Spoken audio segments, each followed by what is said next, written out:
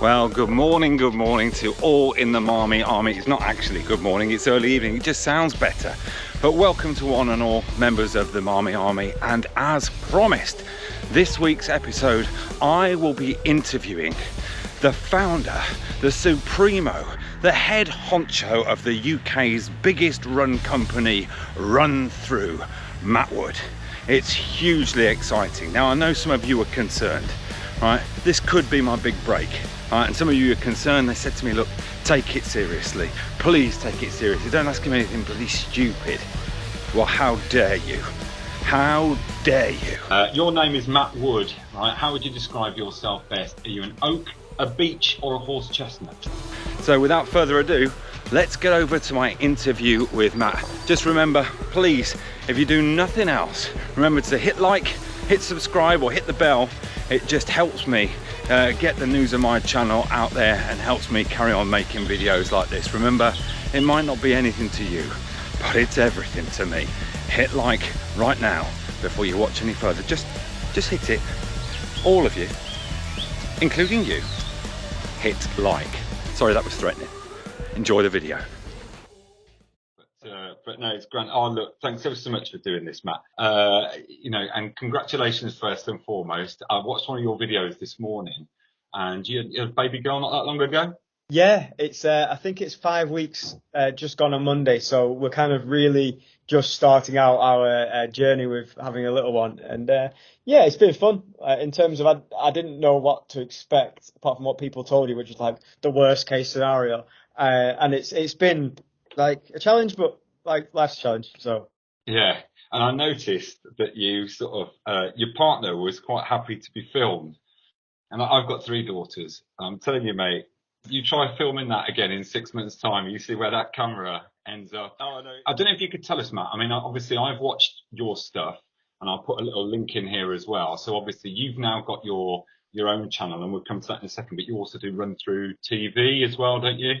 yes, yeah. So Runthrough has its own channel. So Runthrough TV is obviously our main channel for YouTube, then Instagram and Twitter and all that stuff with Runthrough UK. And yeah, we started those years ago, and I just thought I wanted some sort of creative outlet for myself. I wanted to test a few things out, videos, and like I wanted to actually have like a conversation with people sometimes. And like, you know, from when you started this, you've got loads of followers and you've done loads of cool videos and you've got a big following, and it's a cool creative process, and you learn things along the way about yourself and talking to the camera and just like, I don't know, like just learning those skills is going to be fun. So I've just kind of started it, and I don't know where it's going to go, but I'm just excited to do something for myself. Well, mate, they're great. Like, they're really. I mean, I watched one this morning when I was walking the dog, and then I watched the second one, and they're pretty slick, to be honest with you. They look really, really good. Do you do all the editing yourself, or is there somebody in the office that kind of helps you out with it? I've got a background in it. I do get some help off one of our staff members because of the volume of work that I've got currently. So it's it helps me having that because they're better than what I could do it. But yeah, I do have a background in it as well. So yeah. Matt, tell us a little bit about your kind of story and Runthrough's story, and it's a company you started. Yeah, so myself and my business partner, Ben Green, we both were athletes when we were kids. So we used to race against each other when we were younger, like 13, 14, 15 years old in like 800 metres, 1500 metre track races.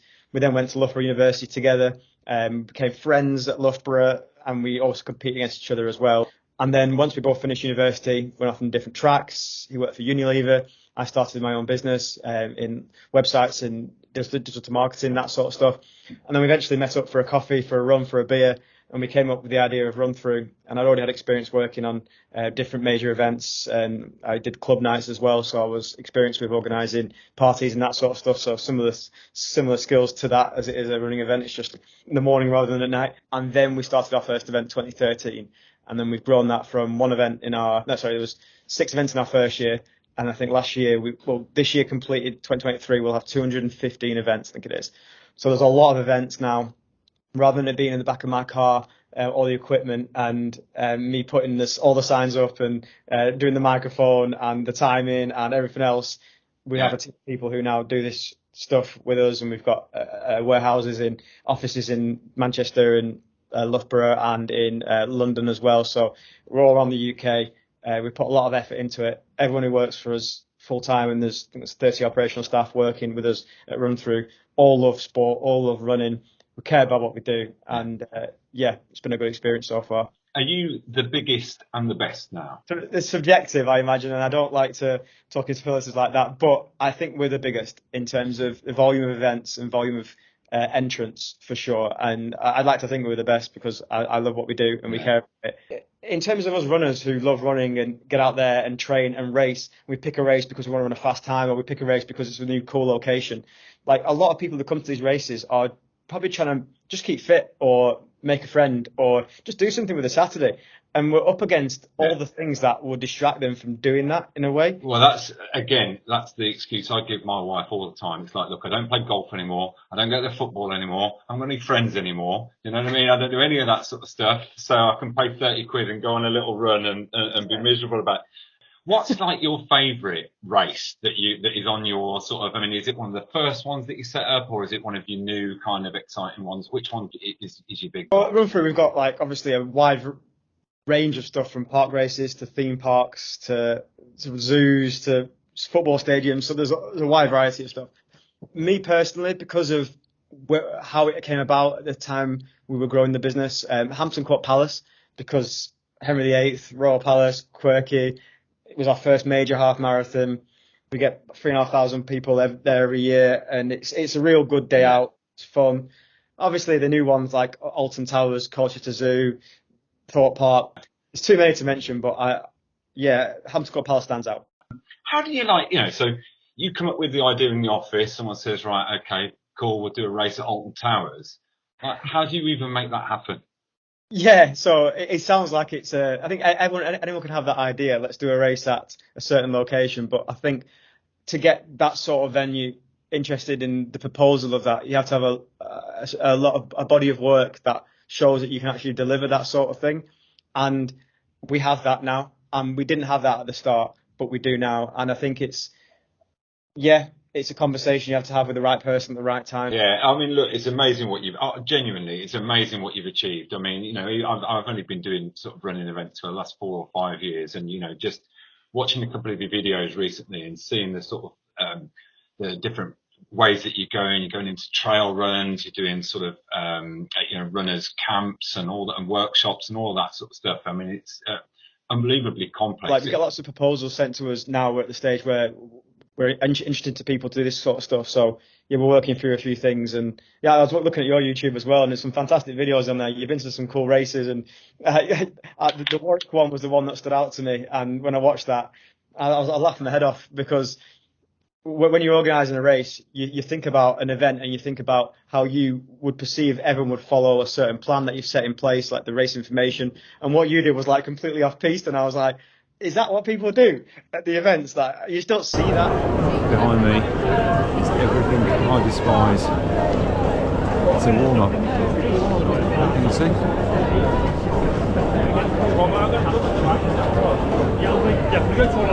Intolerable.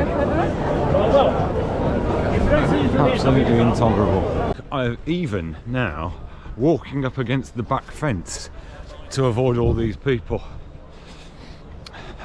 There's a guy there having a wee down the side, circumnavigating the public toilets and using a garden. Your YouTube channel is great for that sort of stuff, and the more you can do and show that insight into these other races, the better for everyone, because they're going to get an insight into something that they're not getting. And the more those videos that are out there, the better for all of us, I think, as event organisers. Yeah, you say that. Well, I was going to ask you about that actually, because kind of when you put your heart and soul into something, I mean, customer feedback, I know, is obviously really, really important to you.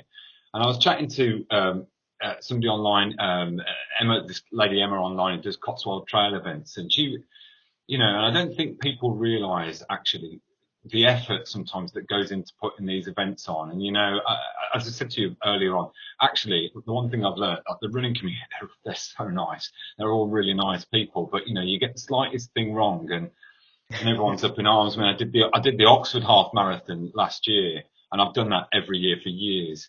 And they sent you to the race village to get your goodie bag, and it was quite an expensive half, and it's a brilliant course. You have to get in and out of the city, and there was just a peanut sort of protein bar in there.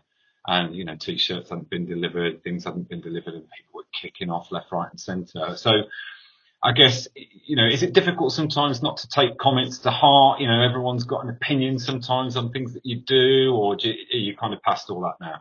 It keeps me up at night sometimes, and I've kind of got to the point where I almost have to force myself not to think about these comments, or else I just wouldn't sleep.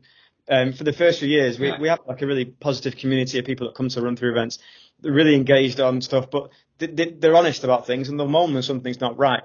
And it's our job to fix that.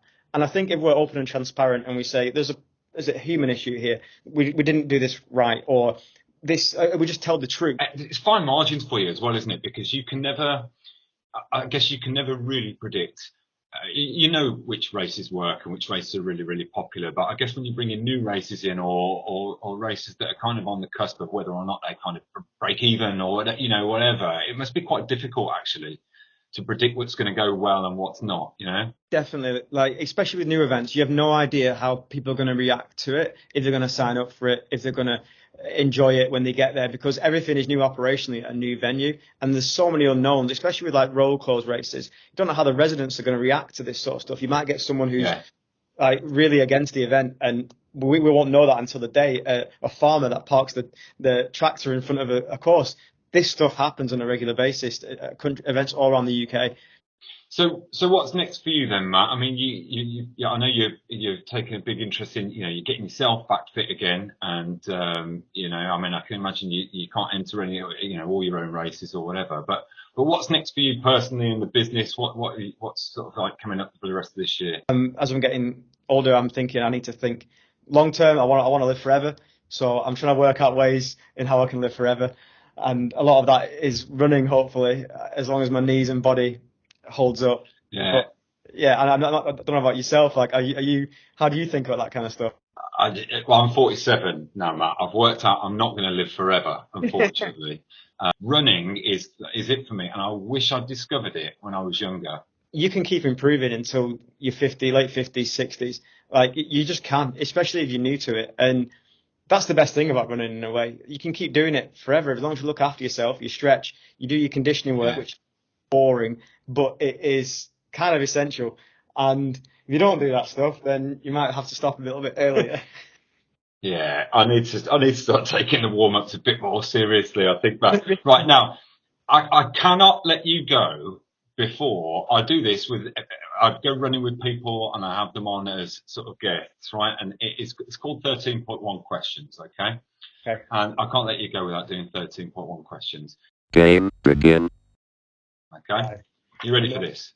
Bit nervous, but... Right, question number 1. Your name is Matt Wood, right? How would you describe yourself best? Are you an oak, a beech, or a horse chestnut? Oak. I knew you were going to say that. Oh, yeah, a strong oak, I think. Right, now, question number 2. Running with or without headphones? Without. Really? Yeah. So I've hardly worn them. I went through a period of doing 10 miles a day, and I needed to do that to get through a few audiobooks. But now, no chance. Like, I'm in a race, never.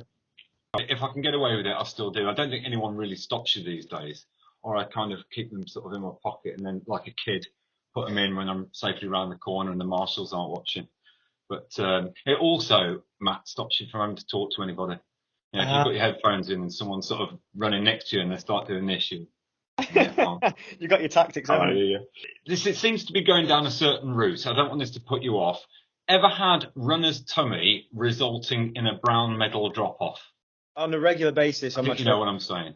Yes. Yeah. Jump into a field, just do your best with whatever's around. Exactly. I've been in situations where I kind of think, that poor farmer. But it's what we all do. We just don't talk about it that often. Yeah, absolutely. Just don't smell your hand afterwards. It's fine. Number 6. Saucony, I can't say it. Saucony or Brooks?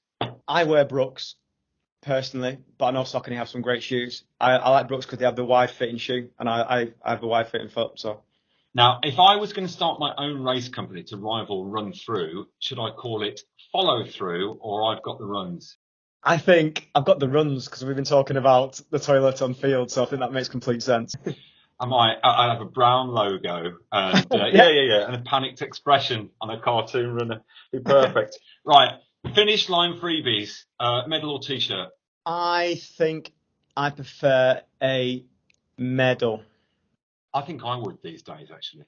A lot of people, it's become quite sort of a thing now that people aren't necessarily giving out t-shirts because of landfill and all that sort of stuff, and not everyone wants them anyway. During lockdown, we started, and this was it didn't time it on purpose for lockdown, but we started a clothing brand, Runthrough kit, and like we're wearing one of the items now, we have different like tops and that sort of thing. And it's a higher quality garment, and so we thought the best way to do it would be to kind of offer a higher quality garment like you would do, like say, an Asics top or a Nike top. It's the same kind of feel of that as that, but we do it for a really reasonable price on top of the entry fee. Whereas before, you're right, landfill t-shirts, Fruit of the Loom, that sort of vibe. It was all that to make sure it was the cheapest possible t-shirt, so everyone could get one in the price of the tee. I don't think that's sensible sustainability wise, long term for the planet. And I just think if we can offer something a bit more quality, they're more likely to wear it on a regular basis. Now, I've looked at your stuff and it's great stuff, good quality, really good price. I'll put a little link on there as well. I've got my eye on a Hampton Court one, actually. I'll pretend I've run the race. I'll make myself one of those. It's great stuff, like the logo. And look, finally, I always play a little game. It's called Career or Career.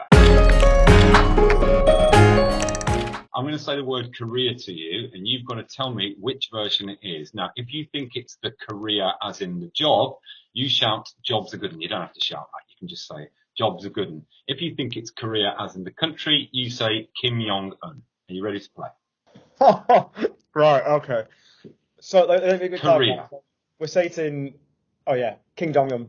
There you go. It's an easy question, yeah. So you wanted clarifications of the rules and you just came straight in and got the phone. Right, you're correct. You're not going to know whether or not I'm being truthful, but I will be truthful, right? 1-0 you, okay? Right, next one. Career. Career. Jobs are good. No, it's Kim Jong-un. Right, it's one apiece. It's more difficult than it looks, Matt, right? It's more, and you're taking a little bit of time over this, right? But it's 1-1. And respect is on the line here, right? Last one, right? It's me and you, okay? Career. You're confusing me here. Jobs are good. I'll just for low odds. Correct. You're correct. You won 2-1, Matt. Well done. Well done. A victory for you. Well, look, mate, that was your 13.1 questions. And I guess my point one would be, right, yes or no? Right, I'm on 663 subscribers. I need to get to 1,000 by the end of the year for nothing other than respect, self-respect. Am I going to do it? Yes or no? 100%. Why wouldn't you? Legend. Thanks, Matt. You're a star. Well, Matt, thank you ever so much for doing this. I really appreciate you taking the time. I could talk to you all day, but you're a busy man. You've got a baby to get to, a partner to film, and loads of different things to do. So look, and a big thank you as well, because you've helped me out with a couple of odds and ends over the last sort of couple of months. I do a lot of events, and it's so a big thank you to you and your team for helping me out with that as well. It's been great. So thank you very much. No, you're welcome, and like great work on your channel. I love watching your content. I'm sure everyone else watching this does too. And yeah, I recommend you to everyone I can speak to. You're a legend. Thanks, Matt. Well, cheers so much for doing this. It's been great. Nice one. Thank you.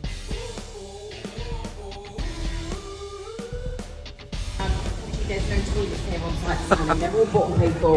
Unfortunately, they've let us down. So that does mean there's a queue at the toilets at the town hall and just across the way at the Runthrough garden. So because there is such a queue, the race has been delayed until 8:45. So that means the warm-up will be at 8:30. So I just wanted to prepare you, starting a little bit later, warm-up at 8:30. And then the race is from 8:45. Thank you very much. But listen, we'll still keep things going. If there are any shout-outs for people this morning, a shout-out isn't going to kill 15 minutes.